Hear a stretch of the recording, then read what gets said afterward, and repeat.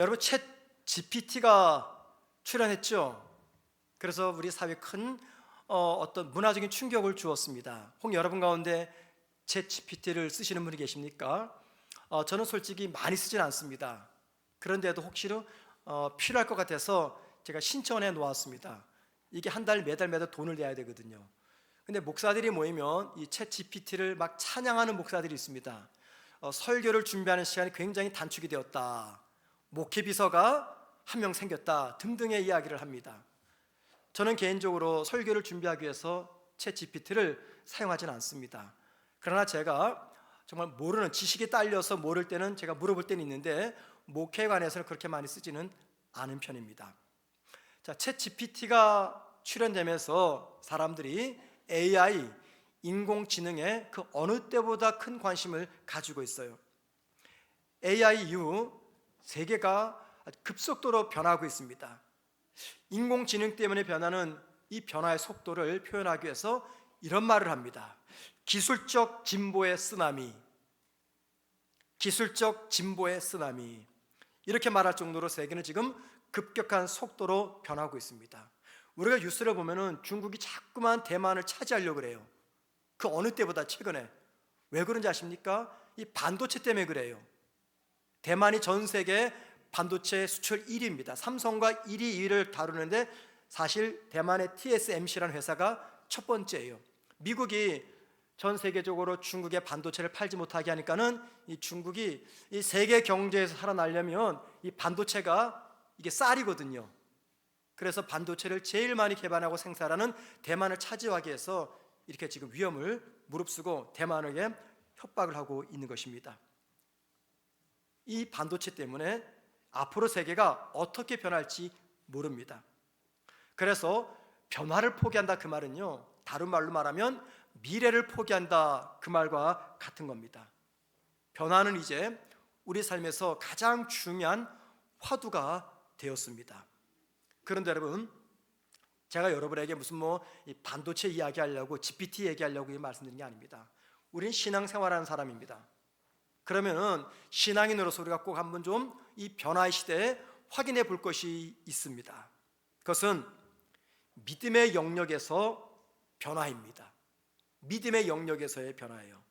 여러분은 현재 여러분의 신앙생활과 영적 성숙에 만족하십니까? 여러분들의 신앙생활과 여러분의 영적 수준에 만족하고 계십니까? 아니면 현재보다 더 신앙이 깊어지길 원하고 현재보다 영적으로 더 성숙해지기를 갈망하십니까? 저는 올 1월 달에 믿음의 사람인 내가 어떤 변화를 가져야 되고 신앙 공동체 우리 교회가 어떤 변화를 꿈꿔야 되는가 말씀드렸습니다. 그 변화의 목적점, 그건 바로 선교적 삶을 살아내는 것입니다. 한 달 동안 전했던 설교의 결론은 우리 교회가 선교적 교회가 되기 위해서, 내가 복음을 전하는 선교적 삶을 살기 위해서 변해야 된다라는 겁니다. 그리고 오늘 본문은요, 제가 올 1월 한 달 동안 설교했던 그 설교 내용을 다시 반복해서 복습하게 만드는 본문의 내용입니다. 오늘 본문에는요, 두 개의 교회 이야기가 기록되어 있습니다. 예루살렘 교회와 안디옥 교회 이야기입니다. 그런데 사도행전을 기록했던 누가는 두 교회의 상황을 설명하는 중요한 시간적 부사를 반복해서 사용합니다. 그게 바로 그때라는 표현입니다. 예를 들면 11장 27절 말씀 보면 그때라는 시간적 표현을 쓰면서 안디옥 교회의 모습이 어떠했는가를 우리에게 소개합니다. 그때라는 시간적 표현 전후 문맥을 보면은 이 안디옥 교회가 어떤 변화를 지금 겪고 있습니까? 바울과 바나가 1년간 목회를 했어요. 그랬더니 참 성공적으로 목회를 해서 안디옥 시민들이 안디옥 교회 성도들을 보면서 그리스도인, 즉 예수의 사람이라는 별명을 붙였습니다. 그리고 안디옥 교회의 엄마 교회, 모 교회였던 예루살렘 교회 성도들이 갑자기 찾아온 이 기근 때문에 힘들어할 때 자기들도 힘든데도 불구하고 십시일반 구제금을 모아서 그들에게 건네주었습니다. 그리고 이 교회 안에는요, 유대인 그리스도인과 이방인 그리스도인이 함께 공존했습니다. 그런데 그들은요 서로 형제 의식을 갖고 함께 어울리면서 믿음의 공동체를 일구었습니다. 그리고 주님의 명령에 따라 땅 끝까지 가서 복음을 전하는 이방인 선교를 시작했습니다. 안디옥 교회의 이러한 성장의 변화를 설명하기 위해서 누가가 썼던 시간적 표현이 바로 그때라는 표현이었습니다. 그런데 이 표현은요 두 번째 교회인 예루살렘 교회도 동일하게 나타납니다. 특별히 1절 말씀 보시면 그때라는 시간적 표현이 나옵니다. 그때 예루살렘 교회에 어떤 일이 일어났을까요? 안디옥 교회가 성장과 부흥을 경험하는 동안 예루살렘 교회는요 심각한 위기와 침체와 쇠퇴가 찾아왔습니다. 오늘 본문 보면은 헤롯 아그리파 1세가 교회를 박해하고 예수님의 제자이자 요한의 형제였던 야고보를 죽입니다. 예수님의 제자 중에는 야고보라는 이름을 가진 제자가 몇 명이 있었어요. 그 중에 요한의 형제 야고보를 이 헤롯이 죽였습니다. 헤롯 왕은요 누구냐면은 마태복음 보면은 예수님이 태어날 때 2살 이하의 남자를 다 죽였던 왕이 있죠. 누굽니까? 헤롯 왕인데 그를 그냥 왕 그러지 않고 헤롯 대왕이라고 부릅니다. 그 헤롯 대왕의 손자가 오늘 본문에 나오는 헤롯입니다. 이 헤롯 아그리파 1세의 통치 기간은 굉장히 짧았어요. 주 41년에서 44년 동안 통치했습니다. 그의 어머니는 그가 어렸을 때 로마로 보내서 로마의 교육을 받게 만들었습니다. 즉 로마로 조기 유학을 보낸 거죠. 헤롯은 로마에서 어린 시절을 보내면서 훗날 로마 황제가 되는 글라우디오를 만납니다. 만나서 친한 교분을 쌓게 돼요. 자, 그 결과 글라우디오가 황제가 되었을 때 이스라엘 전체를 다스릴 통치권을 그의 친구였던 헤롯 아그리파 1세에게 부여합니다.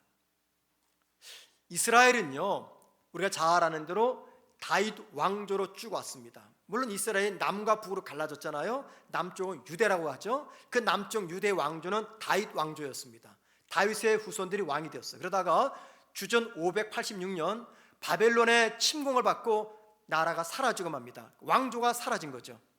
그러고 나서 꽤 세간이 지난 다음에 두 번째 왕조가 탄생합니다. 그 두 번째 왕조를 가리켜서 하스모니아 왕조라고 말합니다. 하스모니아 왕조가 어떻게 생겼냐면요, 이 왕이 되기 전에 이스라엘 땅을 외 나라였던 시리아가 침공을 합니다. 그 당시 시리아의 왕이 안티파네스였습니다. 이 안티파네스는 이 그리스 문화와 문명을 너무 사랑했어요. 그래서 자신의 나라뿐만이 아니라 자기가 정복하는 나라에게도 이 그리스 문화를 퍼뜨렸습니다. 그래서 남쪽 유대 이스라엘을 침공한 다음에 이스라엘에게도 그리스 문화를 퍼뜨리기 원했어요. 그런데 이스라엘 사람들이 유일신 하나님을 섬기는 겁니다. 이게 굉장히 못마땅히 여겼어요. 그래서 성전에 들어가서 이스라엘 사람들이 가장 거룩하게 생각하는 그 성전 안에다가 그리스 신이었던 제우스 신상을 떡 세워놓습니다. 그리고는 이스라엘 사람들이 가장 부정하게 생각해서 먹지 않았던 이 돼지 피를 성전에다가 쫙 뿌려버립니다. 그러니까 얼마나 이스라엘 사람들이 화가 났겠어요. 그때 하스모니아 이 가문이 일어납니다. 이스라엘 사람들을 선동해가지고 시리아를 대항해서 독립전쟁을 벌여요. 마침내 시리아의 안티파네스를 다 쫓아내고 독립을 쟁취합니다. 자, 그러니까는 이스라엘 사람들이 자기들의 리더가 되어서 독립전쟁을 일으킨 이 하스모니아 가문을 그들의 왕으로 삼습니다. 그래서 두 번째 나타나는 왕조가 하스모니아 왕조예요. 이스라엘 사람들 모두가 다 하스모니아 왕조를 존경했습니다. 그런데 여기 헤롯 아그리파 1세 어머니가 하스모니아 왕조의 혈통이었습니다. 자, 그러니까 이스라엘 사람들이 헤롯 안티파스를 얼마나 좋아했겠어요. 사랑하고 지지했습니다. 그리고 헤롯 아그리파 1세 역시도 이스라엘 사람들에게 더 신뢰를 받기 위해서 그들이 좋아하는 일을 최우선적으로 해주었습니다. 오늘 보면 2절 말씀 보면은 헤롯이 예수님의 제자 야고보를 죽였다라고 말합니다. 그런데 여러분, 이 왕이 기독교인 한 사람을 죽이는 게 이게 말이 됩니까? 이 사람이 정치범이 아닌데, 단순한 신앙인인데 왜 죽였을까요? 그 당시 유대인들이 가장 싫어했던 사람이 예수 믿는 사람들이었어요. 야고보는 지도자 중에 한 명이었고, 그래서 유대인들의 환심을 받기 위해서 야고보를 죽입니다. 그랬더니 3절 말씀 보면요, 유대인들이 그 장면을 보고 굉장히 좋아했다, 기뻐했다라고 말합니다. 자, 그러자 이 헤롯 아그리파 1세는요 좀 더 적극성을 띱니다. 유대인들이 너무 좋아하는 걸 보고 이번에는 기독교 최고 수장이었던 베드로를 붙잡아 가지고 감옥에 가둡니다. 그런데 베드로는요 하나님의 은혜로 감옥에서 빠져나와서 죽음을 피합니다. 그리고 감옥에서 나온 그 다음부터 베드로는 사도행전에서 사라지고 맙니다. 자, 그 장면을 사도행전 12장 17절에서 이렇게 말합니다. 보시기 바랍니다. 베드로가 그들에게 손짓하여 조용하게 하고 주께서 자기를 이끌어 옥에서 나오게 하던 일을 말하고 또 야고보와 형제들에게 이 말을 전하라 하고 떠나 다른 곳으로 가니라. 감옥에서 빠져나와서 자기를 위해 기도하는 성도들을 찾아갑니다. 그리고는 내가 무사히 빠져나왔으니까는 내 안부를 제자들에게 전해줘라. 그러고 나서 다른 곳으로 갔다라고 말합니다. 사도행전에서 베드로의 활동 모습은요 더 이상 볼 수가 없습니다. 물론 15장에 가면 한 번 등장해요. 예루살렘 교회에서 종교 회의할 때 한 번 등장하지만 잠깐 왔다가 사라져버립니다. 그래서 여러분, 이 베드로의 물러남은요 예루살렘 교회의 시대가 이제 막이 내렸다라는 것을 상징적으로 보여줍니다. 예루살렘 교회의 침체와 쇠퇴를 상징적으로 보여주는 것이 베드로의 물러남입니다. 저는 지금 그때라는 시간적 표현을 가지고 안디옥 교회의 상황과 예루살렘 교회의 상황을 말씀을 드렸습니다. 여러분, 이런 이야기를 들으면 우리에게 질문이 하나 생겨요. 그게 뭡니까? 왜 예루살렘 교회는 쇠퇴하고 침체하는 반면 안디옥 교회는 1년이라는 그 짧은 시간 동안 이 놀라운 부흥과 성장을 경험하게 되었는가? 똑같은 교회인데 왜 예루살렘 교회는 침체하고 쇠퇴하면서 사라지고 안디옥 교회는 엄청난 부흥과 성장을 경험하고 있는가? 성경은 그 이유에 대해서 직접적인 답은 우리에게 주지 않고 있습니다. 침묵하죠.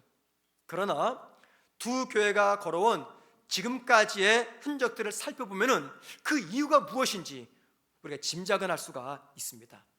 사도행전 1장에서부터 5장까지를 보게 되면 예루살렘 교회는요 설립된 지 얼마 안 되는 짧은 시간 동안에 놀라운 부흥과 성장을 기록합니다. 베드로가 한번 설교하면은 3,000명이 회개하고 주님께로 돌아옵니다. 자, 교회가 부흥하고 성장할 때 예루살렘 교회 성도들이 뭐 했습니까? 주로 어떤 일을 했어요? 함께 모였습니다. 모여서 예배드리고 말씀 듣고 식사하고 교제했습니다.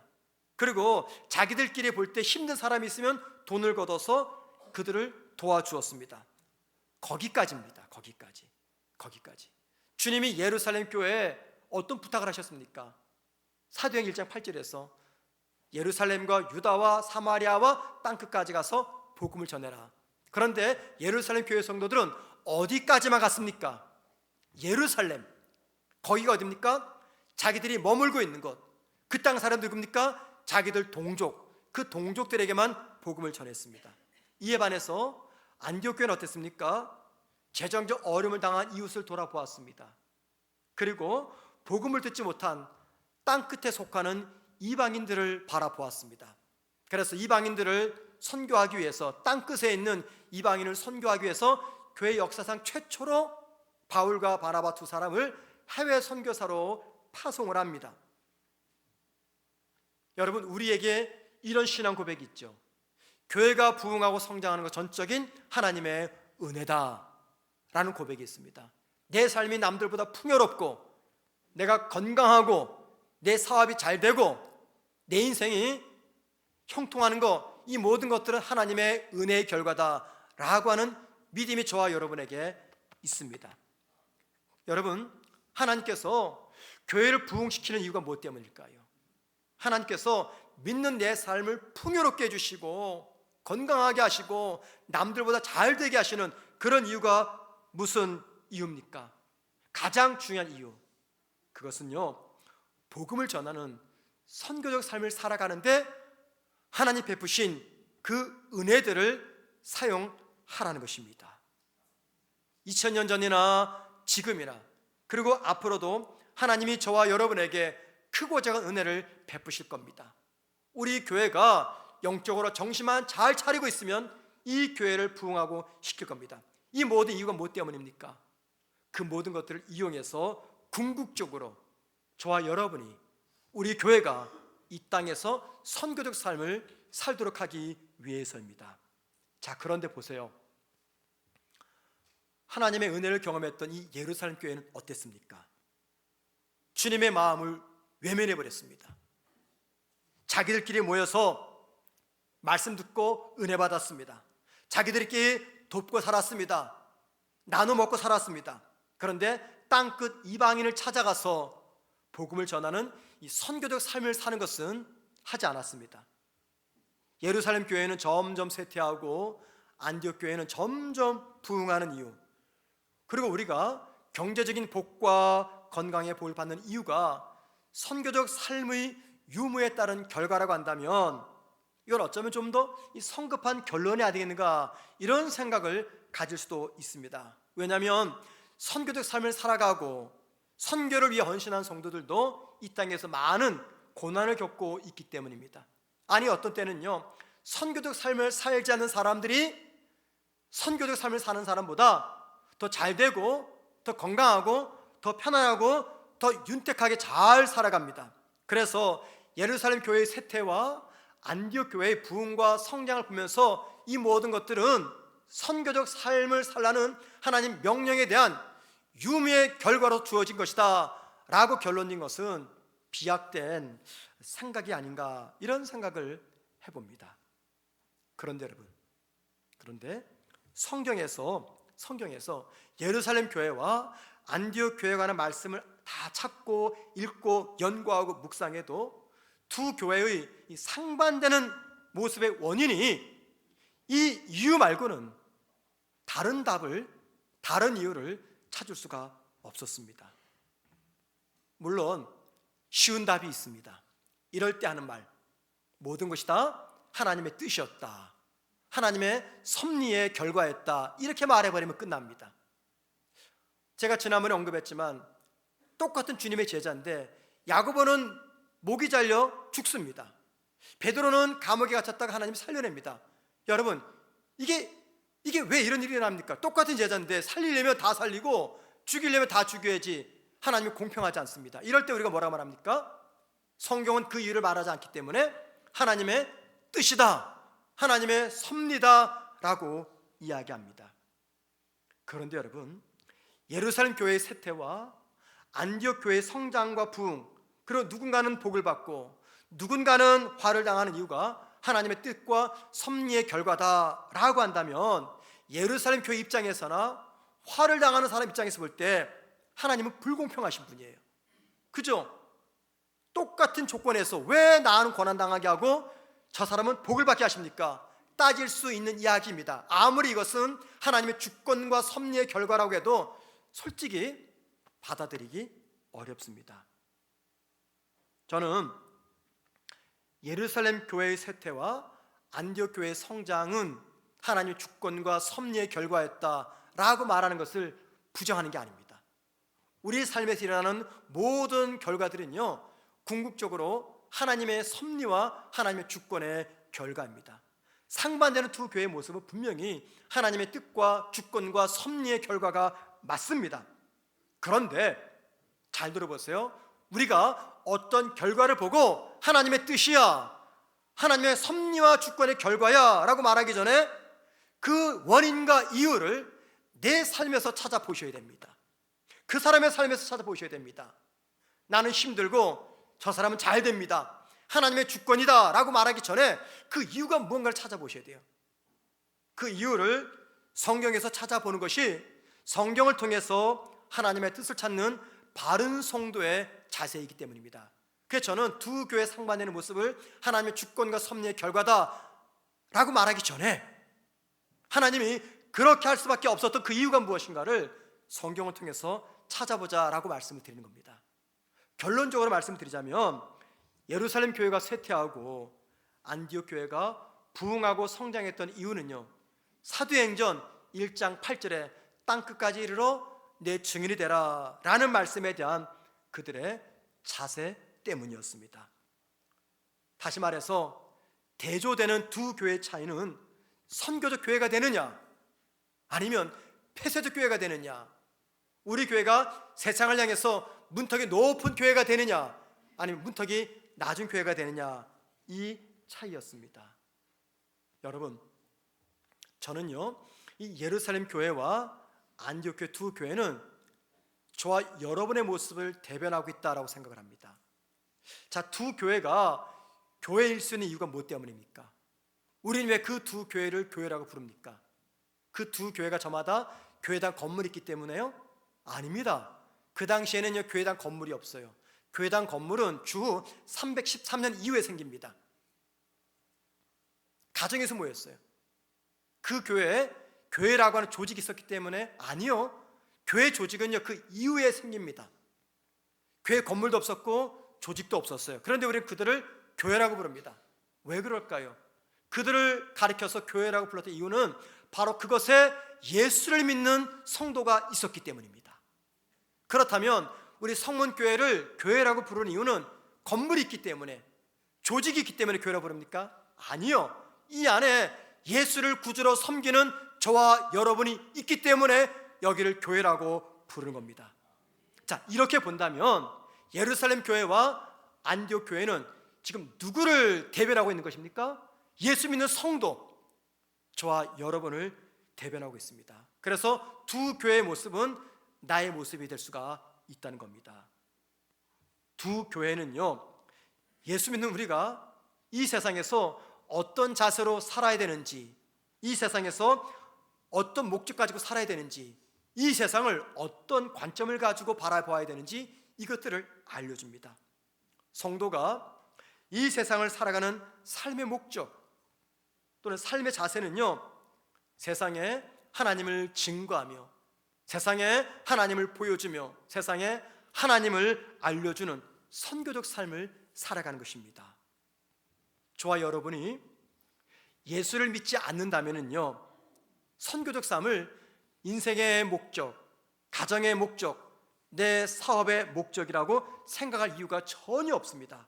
그런데 내가 예수의 보혈로 하나님의 자녀가 되었다면 그 누구도 예외 없이 선교적 삶이라고 하는 주님의 명령을 피할 수는 없는 것입니다.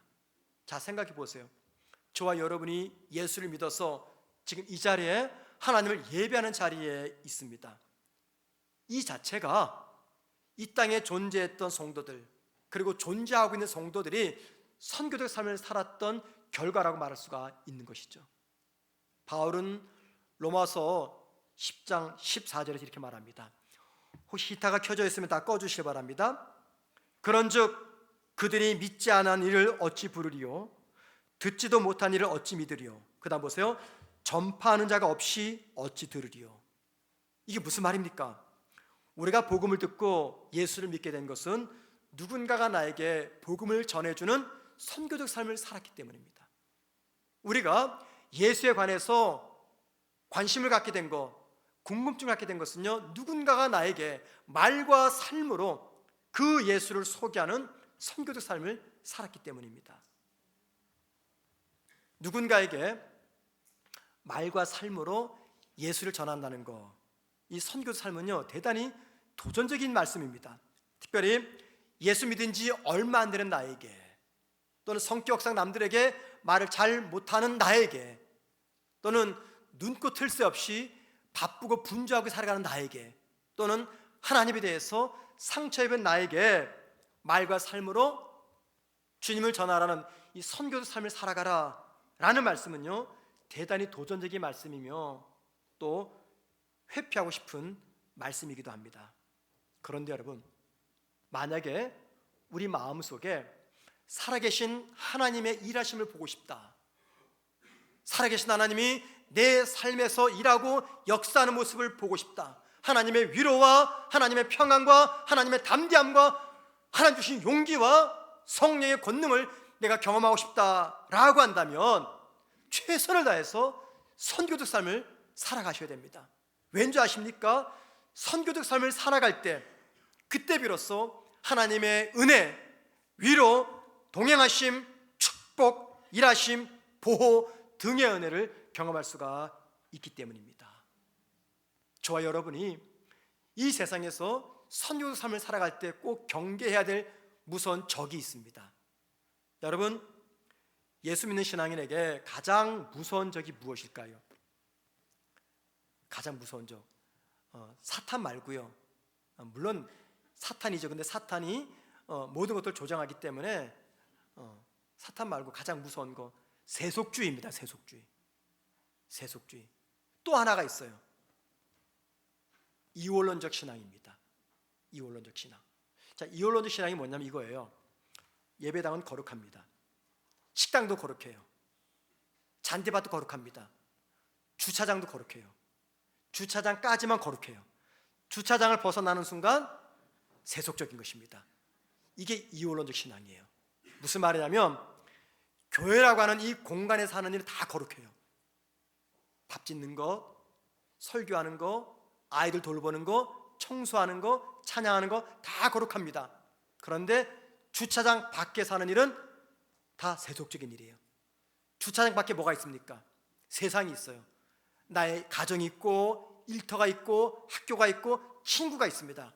거기서 하는 모든 일들은 다 세속적인 거예요. 교회당 안에서만 하는 것이 거룩합니다. 이게 이원론적 신앙입니다. 지금은 많이 나아졌지만 오래전 우리 한국교회 많은 성도들이 바로 이 이원론적 신앙의 잘못된 바이러스에 감염됐어요. 그래서 이 교회 안에서만 충성하면 된다. 교회 안에서만 천사표가 되면 된다. 그리고 주차장 밖에 가면요 천사표가 바뀌어가지고 다른 사람으로 돌변해버립니다. 우리 성도들 가운데 그런 분은 없겠지만 혹여라도 내가 나를 볼 때 내가 그런 인생이라면 긴장하셔야 됩니다. 뭐냐면 교회에서는 열심히 신앙생활해요. 이게 거룩하기 때문에. 그런데 세상에 나아가서는 주차장을 떠나는 순간은 신앙생활이 아니라 내 마음대로 삽니다. 참된 그리스도인은요 교회에서 신앙생활 하잖아요. 세상에서는 생활을 신앙처럼 살아갑니다. 그래서 교회에서의 신앙생활이 세상에서는 생활신앙으로 바뀌게 됩니다. 그렇게 살지 못하는 이유가 무엇입니까? 우리 모두가 이원론적 신앙이라는 이 바이러스에 감염되어 있기 때문입니다. 이원론적 신앙으로는요 신앙생활이 생활신앙으로 이어지지 못합니다.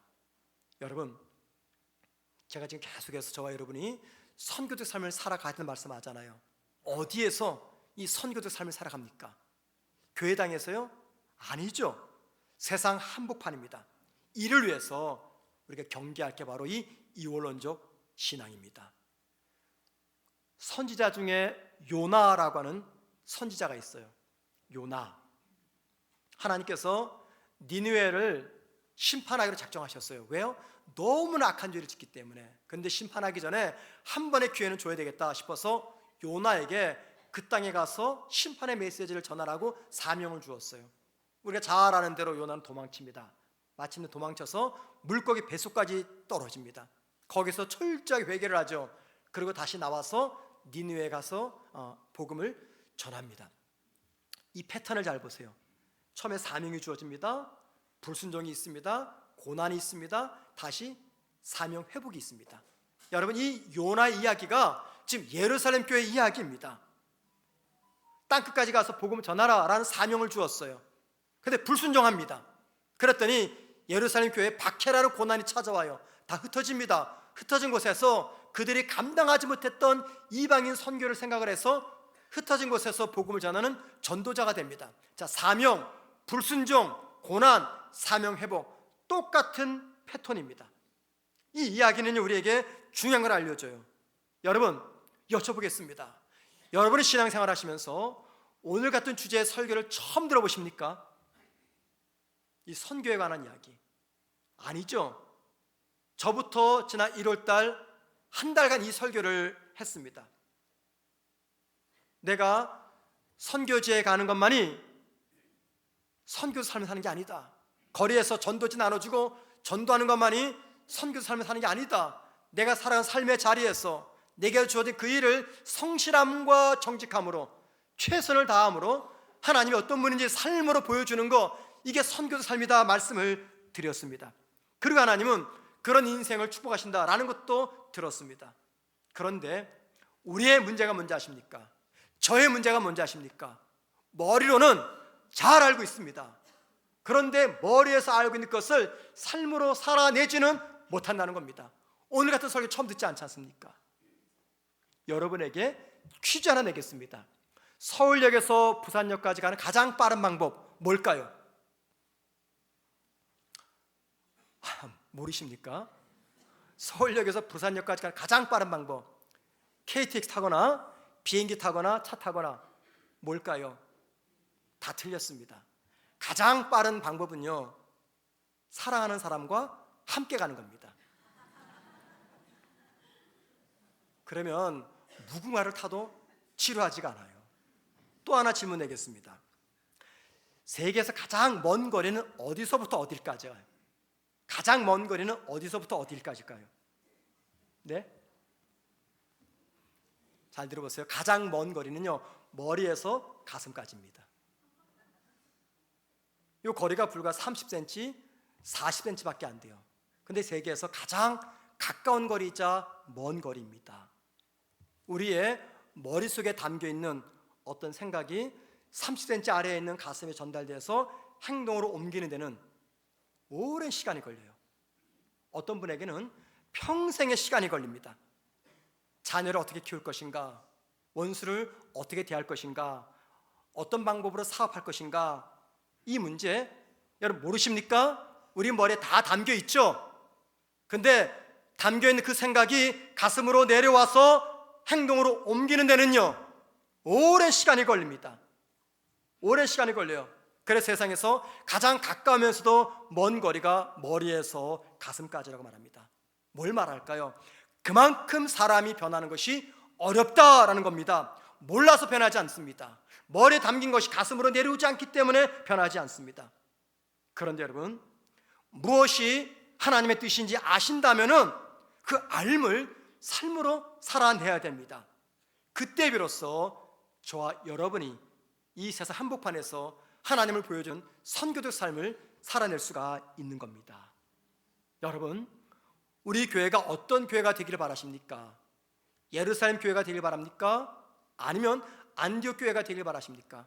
여러분의 인생이, 여러분의 가정이, 여러분의 일터가 어떤 길을 걸어가길 바라십니까?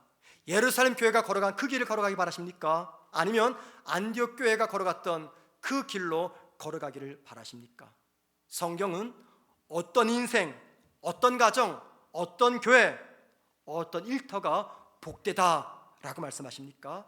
변화를 촉구하는 하나님 말씀을 받아서 머리에서 가슴까지의 가장 먼 거리의 장벽을 다 극복하고 말과 삶으로 하나님을 전하는 선교적 삶을 사는 성도, 그 성도가 가장 복된 인생이다라고 말합니다. 왜 그럴까요? 그 이유가 있습니다. 전능하신 하나님이 특별히 그런 인생을 특별하게 보호하시기 때문입니다. 하나님을 세상에 보여주는 선교적 삶을 살아가는 그 인생들을 하나님이 특별하게 보호하시기 때문에 선교적 삶을 사는 성도가 가장 복된 인생이 되는 것입니다. 하나님은 성경에 기록된 말씀으로서 우리에게 도전하십니다. 또는 책망하시고요, 또는 경고하시고 설득하시고 깨닫게 하시고 분별하도록 하십니다. 하나님은 무엇 때문에 말씀을 가지고 저와 여러분에게 이렇게 대하실까요? 지금도 하나님은 부족한 저를 통해서 말씀으로 저와 여러분을 도전하고 설득하고 깨닫게 하십니다. 무슨 이유 때문에? 궁극적으로는 이 세상에 하나님을 증거하는 선교적 삶을 살아내도록 하기 위해서입니다. 그런데 우리는 이 선교적 삶을 살아내라라는 하나님 말씀을 잘 알면서도 다양한 이유와 명분을 내세워서 그 말씀에 순종하지 못합니다. 그런데 여러분, 이것은 우리의 문제만이 아닙니다. 이것은 성문교회 문제만이 아닙니다. 이 땅에 존재하는 모든 교회들의 문제고 모든 성도들의 문제입니다. 즉, 교회와 성도들에게 주어진 하나님의 명령 중에서 가장 멸시를 받는 명령이 바로 선교에 대한 명령이라는 것입니다. 예루살렘 교회가 그런 교회였어요. 보세요, 예루살렘 교회는요, 기도가 뜨거운 교회였습니다. 성령 충만한 교회였어요. 셀 모임이 잘 되는 교회였습니다. 구제 기가 막히게 잘했습니다. 성도 간에 친밀한 교제가 있었어요. 좋은 설교가 있었고 바른 교육이 있었던 교회였습니다. 자신들을 박해하는 세상을 향해서 증오심 품지 않고 용서하며 사랑했던 교회였습니다. 어떤 외압에도 타협하지 않고 목숨 걸고 신앙을 지켰던 교회였습니다. 자기 목숨만큼 소중한 이 물질을 힘든 성도 함께 나누어 썼던 성도들이었습니다. 그런데 그런 예루살렘 교회 성도들이 무시했던 하나님의 명령이 있었어요. 그게 뭡니까? 선교에 대한 명령이었습니다. 여러분, 여러분들은 현재 여러분의 삶에 만족하십니까? 믿음의 삶 또는 가정에서의 삶, 일터의 삶, 대인 관계의 삶, 모든 삶에서 만족하십니까? 자신의 삶에 대해서 100% 만족하는 사람은 거의 없습니다. 여러분, 이 만족하지 못한다, 이게 무슨 말일까요? 새로운 변화가 필요하다, 그 말입니다. 왜 인류가 자꾸만 계속해서 무언가를 새롭게 발견하고 만들고 시도합니까? 현재의 삶에 만족하지 못하기 때문입니다. 자신의 삶을 만족하지 않으면서도 변화에 대한 생각을 전혀 하지 않고 과거의 성공과 실패, 과거의 영광과 상처에만 발목이 붙잡힌 채 매일 그 자리에만 머물러 계신 분, 우리 가운데 없는지요? 예수 믿는 나, 천국 소망을 가진 내가 변해야 될 새로운 모습이란 선교도 삶을 살아내는 모습입니다. 왜요? 그 삶이 하나님을 가장 영화롭게 하고 그렇게 살 때 전능하신 하나님의 일하심을, 보호하심을 경험할 수가 있기 때문입니다. 자, 여러분, 이제 결론입니다. 개인이든 가정이든 일터이든 교회이든 공동체이든 모든 힘과 영향력을 집결해야 될 한 지점이 있습니다. 그게 바로 선교라고 하는 사명입니다. 저와 여러분이 이 땅을 왜 삽니까? 저와 여러분이 예수를 믿고 난 그때부터 존재 이유가 어떻게 바뀝니까? 내가 사는 목적은 주님을 영화롭게 하는 것, 주님을 찬양하는 것, 주님을 자랑하는 것, 이게 내 존재의 이유입니다. 이를 위해서 우리가 이 세상에서 어떻게 됩니까? 신앙생활을 생활신앙으로 살아내셔야 됩니다. 나 입과 삶으로 하나님을 증거하셔야 됩니다. 사랑하는 성도 여러분, 저와 여러분은 세상에 보냄받은 작은 예수들입니다. 여러분이 내일 일터로 출근하시죠? 일터로 출근하는 예수가 여러분들입니다. 가정에서 가사를 돌보죠. 밥을 짓죠. 아이를 돌보죠. 가정으로 보냄받은 작은 예수들입니다. 주님께서 우리의 변화된 말과 삶을 통해서 당신이 어떤 분인지를 세상에 증거하기를 원하십니다. 교회에서의 신앙생활은 세상 속에서 생활신앙으로 이어져야 됩니다. 그리할 때 선교적 삶을 온전히 살아낼 수가 있습니다. 이 말씀이 저와 여러분의 무딘 신앙을 깨우는 그런 말씀 되기를 주의 이름으로 축원을 드립니다. 오늘 말씀 기억하면서 찬양 부르고